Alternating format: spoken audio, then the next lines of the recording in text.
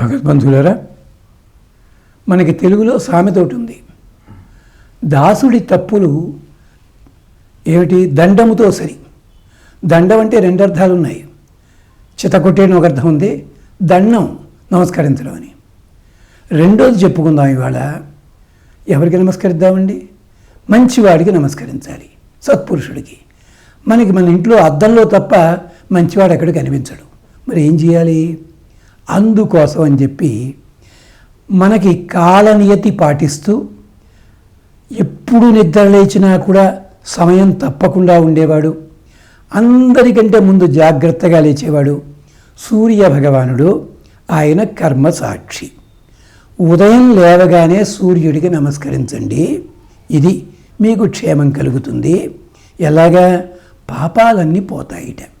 ఇదెక్కడ గొడవయ్యా అంటే, సూర్య ఆరాధన వల్ల తెలిసి చేసిన పాపము, తెలియక చేసిన పాపం కానీ, యాదృచ్ఛికంగా చేసిన లేదా ప్రమాదవశాత్తు చేసిన ఇలాంటి పాపాలన్నీ తొలగిపోతాయి. సూర్య ఆరాధన, సూర్య ప్రతిమని పెట్టుకుని కానీ, సూర్యుని రూపాన్ని ముగ్గుతోటి చిత్రీకరించుకుని కానీ శ్రద్ధగా పారాయణ చేయండి. దీనివల్ల అన్ని తప్పులు కూడా సవరించబడతాయి, నిర్మలమైన మనస్సు కలుగుతుంది. ఇది ఇవాల్టి మంత్రం. చూడండి. యత్ దేవహేళనం దేవా దేవాసః చక్రుమా వయం ఆదిత్యా తన్నో యూయం ఋతస్య ఋతేన ముంచత్.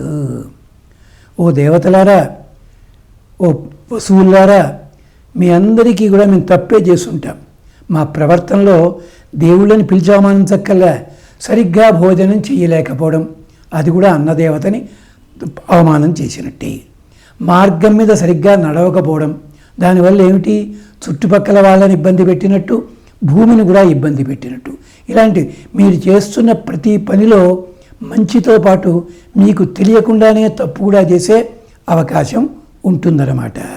అలాగే యత్ దేవా దేవహేళనం, ఓ దేవతలారా, మిమ్మల్ని మేము ఎక్కడైనా కానీ అవమానించావేమో, అయ్యుండొచ్చు. దేవాసః చక్రుమా వయం, దేవతలారా మీకు ఎక్కడైనా తప్పులని చేసి ఉండొచ్చును, అవమానం చేసి ఉండొచ్చును. ఆదిత్యా తస్మాన్నో యూయం, ఆదిత్యులారా. ఏమండి, సూర్యుడే అని చెప్పి ఇప్పుడు ఆదిత్యులారా అని బహువచనం అంటారు ఏమిటండి? అంటే ఆదిత్యుడు మనకున్న 12 నెలలు ఉన్నాయే, చైత్రం వైశాఖం జ్యేష్ఠమని, ఒక్కొక్క నెలలో ఒక్కొక్క రూపంలో ఉంటాడు ఆయన. అందుకని 12 ఆదిత్యులు. ఓ ఆదిత్యులారా, తస్మాన్ నో యూయం, మీరొచ్చి మమ్మల్ని రక్షించాలి. ఎలాగా? ఋతస్య ఋతేన పరిపాహి, అంటే ఇంద్రియ నిగ్రహం కోల్పోతాం మేము. ఇంద్రియాలకు అపచారం చేశాం, దేవతలకు అపచారం చేశాం, ఇవన్నీ కూడా చేశాం. అంచేత ఋతస్య ఋతేన ముంచత్. ఋతం అంటే అర్థం సత్యభాషణమే కాదు, మనము చెయ్యవలసిన పనిని సక్రమంగా చేయుట, కర్మానుష్ఠానము. చెయ్యకూడనివి చేసేవి రెండూ ఉంటాయి కదా. ఆ చేయకూడని వాటి లోపల ప్రమాదం చేత కానీ, భ్రమ చేత కానీ, మోసం చేద్దామనే కానీ, లేదా ఇది చేస్తే ఏమవుతున్న నిర్లక్ష్యం చేత, ఇలాంటి వాటన్నిటినీ కూడా ఋతస్య ఋతేన ముంచత, మమ్మల్ని సత్యవాక్కులుగా ఉండేలాగా దయచేసి రక్షించండి. మీరు ఎప్పుడైనా భారతదేశంలో చాలా చోట్ల స్టాప్ అండ్ గో అని ఉంటుంది. ఎంతమంది తమ వాహనాలు ఆపి పెడుతున్నారు? వెళ్ళరు, అది అలాగా పెడుతూనే ఉంటారు, దానిదే ఉంది. కానీ ఇతర దేశాల్లో చూడండి, అక్కడ అనగానే ఎంత వేగంగా వస్తున్నవాడైనా ఆగుతాడు, ఆగి రోడ్డు దాటుతాడు, వాహనంలో కానీ నడిచినవాడు కానీ. ఇది ఋతస్య ఋతేన ముంచత.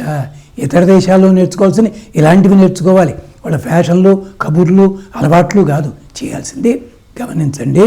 యస్మాత్ యత్ దేవాః దేవహేళనం దేవాసః చక్రుమా వయం ఆదిత్యాః తస్మాన్నో యూయం ఋతస్య ఋతేన ముంచత.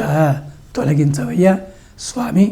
ఇంకొక రహస్యం ఏంటంటే, మన ఇంట్లో చాంచల్య బుద్ధి కలిగిన పిల్లలుంటే వాళ్ళ కోసం వాళ్ళ చేత 3 సార్లు చదివించండి. ఇది వెంటనే వాళ్ళల్లో మార్పు వస్తుంది. స్వస్తి.